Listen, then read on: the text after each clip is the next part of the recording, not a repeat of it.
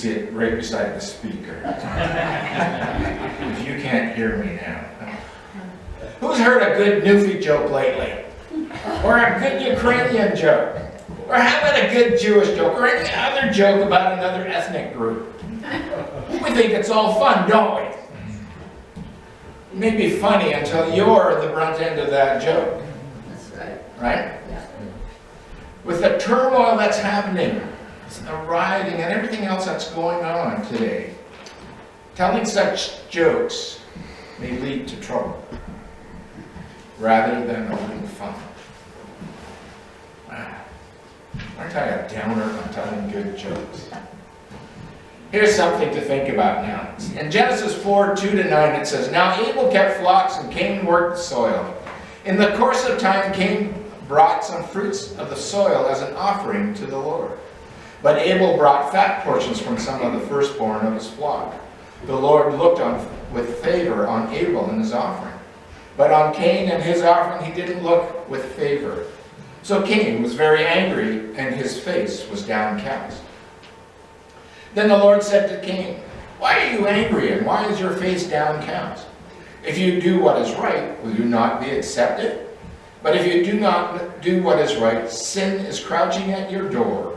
It desires to have you, but you must master it.' Now Cain said to his brother Abel, 'Let's go out in the field.' And while they were there in the field, Cain attacked his brother Abel and killed him. Then the Lord said to Cain, 'Where is your brother Abel?' 'I don't know,' he replied. 'Am I my brother's keeper?'" What's happening in the world today? That question comes up. Am I my brother's keeper? How many know who your brother is? Right? Bonnie knows who your brother is, right? Let's see, who else has got brothers and sisters? We want to have sisters and stuff here. All right. Immediately, right here now. The rest of us, we either have, well, I don't have any brothers, but I know who my sisters are. And I'm sure that you know who your family is. Here's a different way of looking at who's our brother. Then God said to us, let us make man in our image, in our likeness, so that they may rule over the fish in the sea, the birds in the sky, over the livestock and all the wild animals, and all over the creatures that move upon the ground.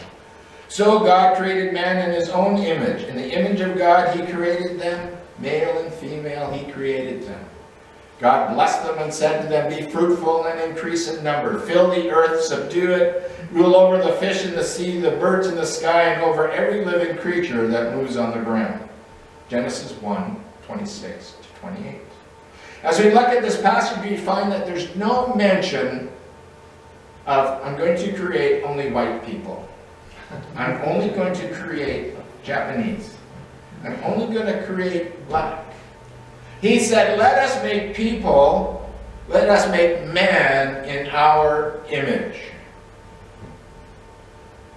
He made them man. The only difference is he made, and he says it right out at the beginning, male and female. That's it. That's the only difference. We are all brothers and sisters having one common ancestor. As we continue to read Genesis, we see the development of different peoples going to different areas. Each person developed according to the area that they lived in. It wasn't because God went and shuffled the deck and said, this is where this group of people goes and this is where that people goes. They developed. We're still related. We're still created in God's image. We're still in his likeness. We are still brothers and sisters. But there was something that happened that changed our development. Our ancestors didn't follow God's command. Sin entered into the world. And the Lord commanded the man, "You are free to eat from any tree in the garden, but you must not eat from the tree of knowledge of good and evil. For when you eat of it, you will certainly die." Genesis 2:16-17. temptation. How many of you get tempted? Yeah. Right? We always go. We all get tempted to do something. And the temptation to Eve and Adam was so great that they ignored the command, don't eat from this tree. From this point, we lost all sense of who our brother is. We all of a sudden discovered that there's a difference. Ooh, Eve's a woman. Eve's from my side. But God said I was the boss. Oh. All of a sudden, we started developing a hierarchy. Even Cain. You know, we get the story of Adam and Eve having a child, two children. Cain, the older one, and Abel. Or maybe it's the other way. But they had two kids. Two boys. Flesh and blood. How many get along well with your brother and sisters? A few said it. Maybe not. But how many of you are so upset with them that you would kill them? Sometimes you want to really give them a good right hook, I know.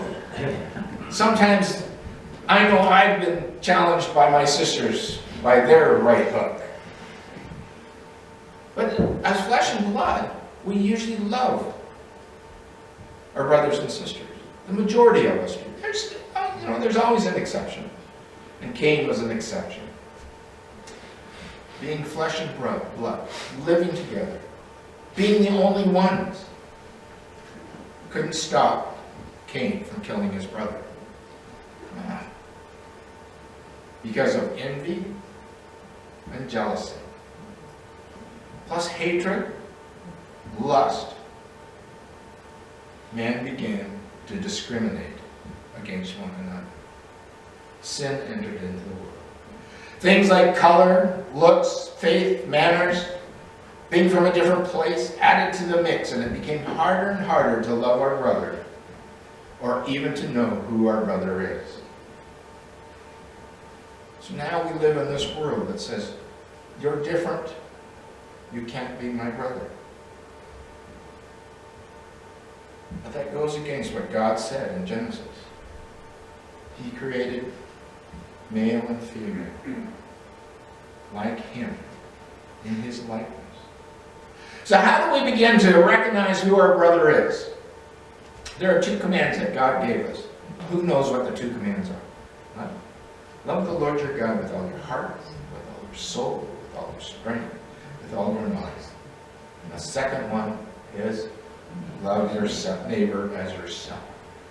That's found in Luke 10:27. The first step towards recognizing who our brother is recognizing God. If we don't recognize God, if we recognize something else, how many of you ever worshipped a stone? A rock? Right? And don't laugh. There's people who worship rocks. Yellow rocks. Yellow rocks. Oh yeah, that was the biggest one, isn't it? The yellow rock.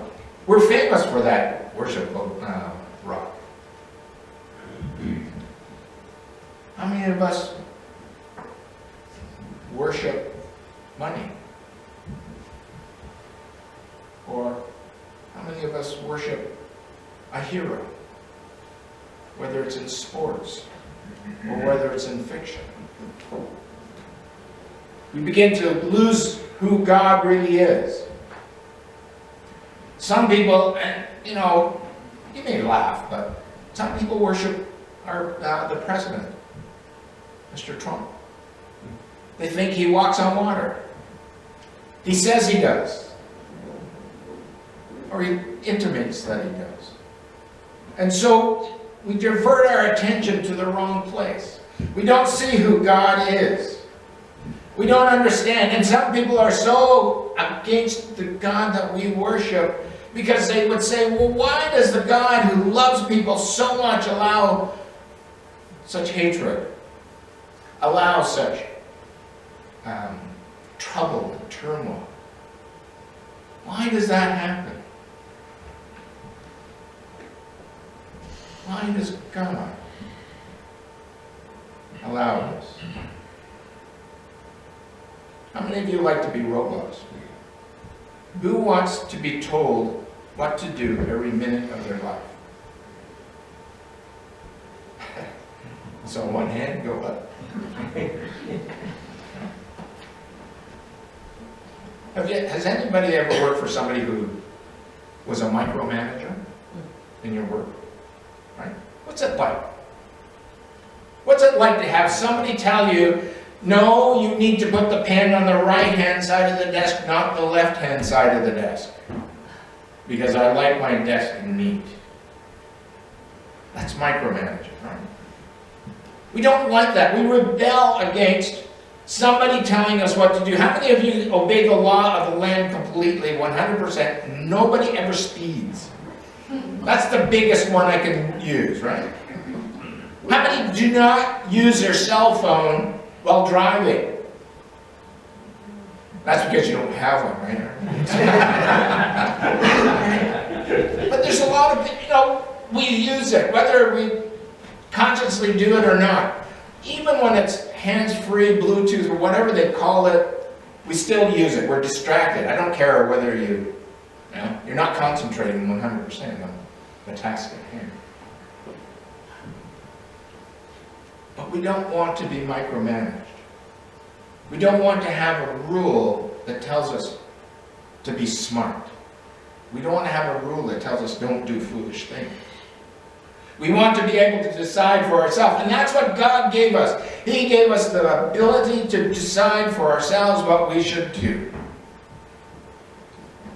So why does God allow hatred, anger, destruction, rioting, disease? It's because of what we wanted to do. Adam and Eve saw the biggest temptation to know everything that they could ever know in one little piece of fruit. And do you know that we're still looking for that fruit? We're still taking a bite of that fruit. We want to do what we want to do.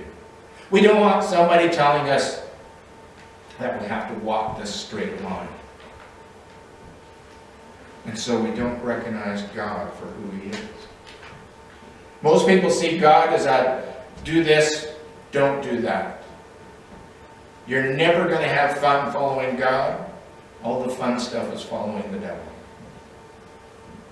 Boy, are they ever wrong.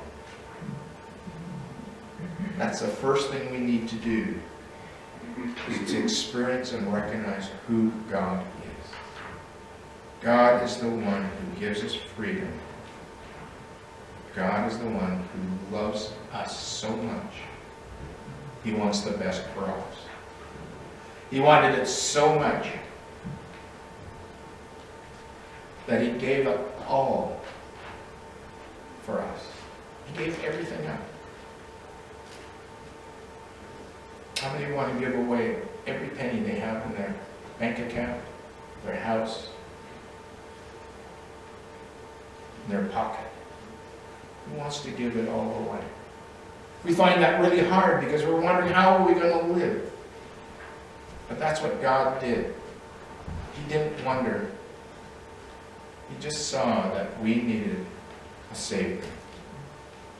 And we need to recognize that God sent Jesus Christ, His Son, so that He can reconcile us to Him again.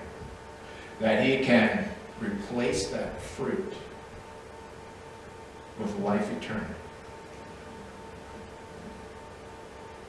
Many of us know about God because of the testimonies someone else spoke to us. Steve gave a good example of a young man who gave everything up to plant a church somewhere in there. He had no idea that it was even in the United States. He went. How many of us were willing to give everything up that we have? Our friends, our family, our house. Jesus did that for us. He gave it all up. He did it so we could be reconciled one to another.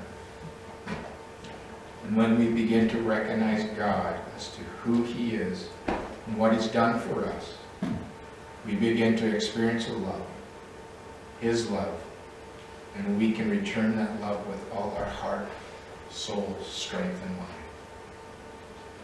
All of a sudden, our eyes become open, and we begin to see who our brother is.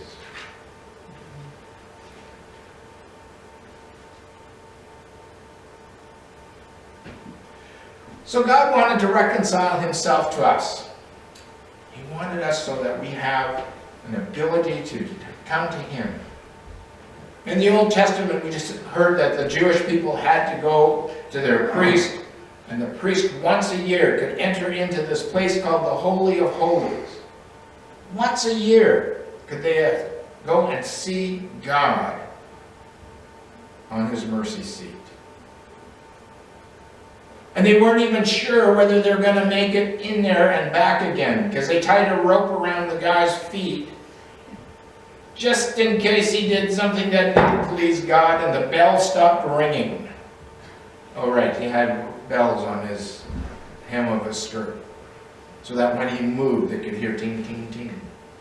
And when they didn't hear that anymore, they would drag him out. But God sent Christ so that we can be facing Him directly. We didn't need the priest, for we had become a royal priesthood, that we could enter into God's world. Jesus came so we would once again be united as one people. Yes, Jesus came and He served His people, the Jewish nation, first. But He told His disciples, go into all the world. Start at home, but go into all the world. And then we get that wonderful person, Paul, who went everywhere. It's quite interesting. I was reading a little article by a Jewish scholar, philosopher, and he was talking about who Jesus was. And he says, look where Jesus was born. Where was He born? He was born in the Middle East. And that Middle East was surrounded by a white nation, a brown nation, and a black nation. Europe, Asia, and Africa. And from there, God spread out to unite His people together. He called all. He didn't just call one race. He didn't just call Jewish people. He called everyone. And again, Jesus never denied anybody. He said that He was here for the Jewish nation first, but Gentiles approached Him. If you read the New Testament account, He was approached by a Roman centurion. Isn't that something? The greatest sinner in the Jewish history's eye was the Roman. And yet Jesus welcomed. Jesus welcomed the Samaritans. He talked to that lady at the well. Later on, the Ethiopian was baptized by Philip. Our union comes through the adoption into God's family. He chose us in Him before creation of the world to be holy and blameless in His sight. In love, He predestined us for adoption to sonship through Jesus Christ, in accordance with His pleasure and His will. Ephesians 1, 4 and 5. We are adopted sons and daughters of Jesus. He didn't say only one group. It said He chose us before creation. On the other side, there is no color. There is no gender. He knew who you were. And he knew where you were going to live and what you were going to look like. And he still saved you anyway. Isn't that something? He knew what you were going to be like. So we know who our brother is. It's the person that lives in the world. It doesn't matter what color or race or creed. Right? We become blind. I know it's going to be hard to. When we watch on TV, we see the policeman being brutal, the rioter, the looter, and we look to see what color are they. Where did they come from? Oh, look at that, it's a bunch of Americans, they don't know any better. It's not just there. It's around the world, folks.